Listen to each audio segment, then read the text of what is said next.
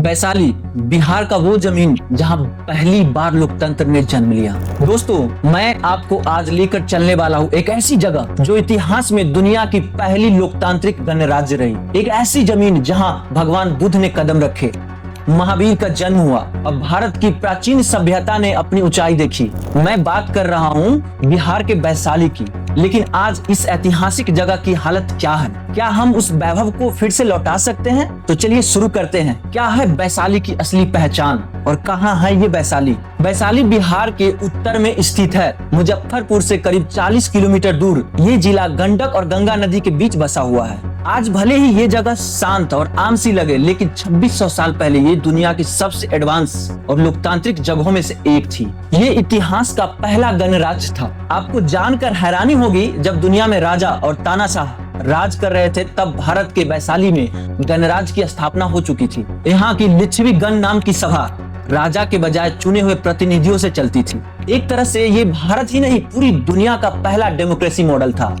लिच्छवी लोग बहुत ही सुसंस्कृत थे। कहते थे यहाँ 7707 राजाओं की सभा होती थी, जिनमें हर एक राजा वोट से निर्णय लेता था। ये आज की पार्लियामेंट जैसी थी। सोचिए, आज से 2600 साल पहले महात्मा बुद्ध और वैशाली का रिश्ता क्या था। महात्मा बुद्ध ने अपना आखिरी उपदेश वैशाली में ही दिया था। यहीं पर उन्होंने पहली बार महिलाओं को संघ में शामिल किया था। और वैशाली में अशोक स्तंभ आज भी है, जो इस बात का सबूत है कि सम्राट अशोक ने यहाँ बौद्ध धर्म को बढ़ावा दिया था। बुद्ध ने जब वैशाली में उपदेश दिए थे, तब यहाँ लाखों लोग उन्हें सुनने आते थे। इस जगह को श्रावस्ती के बाद दूसरा सबसे बड़ा बौद्ध स्थल माना जाता है और यहीं पे महावीर का भी जन्म स्थल है। जैन धर्म के 24वें तीर्थकर महावीर का जन्म भी वैशाली के पास कुंडलपुर गांव में हुआ था। यानी बुद्ध और महावीर दोनों महान संतों का सीधा संबंध वैशाली से है। ये जगह अध्यात्म और दर्शन का गढ़ थी। क्या थी इसकी सांस्कृतिक वैभव और सभ्यता?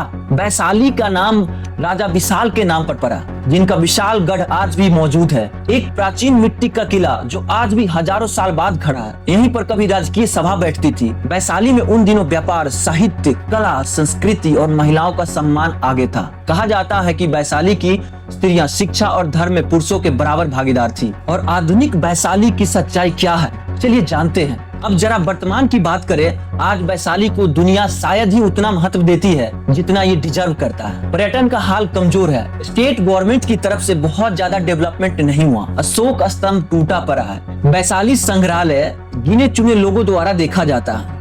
कुंडलपुर गांव का विकास आज भी आधा अधूरा है। जहां पूरी दुनिया रोम और ग्रीस की प्राचीन सभ्यता का प्रचार करती है, वहीं हम अपने पहले गणराज्य को भूलते जा रहे हैं। दोस्तों, ये कोई आम ऐतिहासिक जगह नहीं है, ये हमारी पहचान है। अगर हम वैशाली को फिर से उसके गौरव पर नहीं लाएंगे, तो हमारी आने वाली पीढ़ी कभी नहीं जान पाएगी कि दुनिया में लोकतंत्र सबसे पहले कहाँ आया था। वैशाली को बौद्ध सर्किट, जैन पिलग्रिम और ऐतिहासिक टूरिज्म से जोड़ा जा सकता है। इससे बिहार की इकोनॉमी को भी फायदा मिलेगा और हमें गर्व होगा कि हम उस जमीन से है जहाँ बुद्ध, महावीर और लोकतंत्र जन्मे।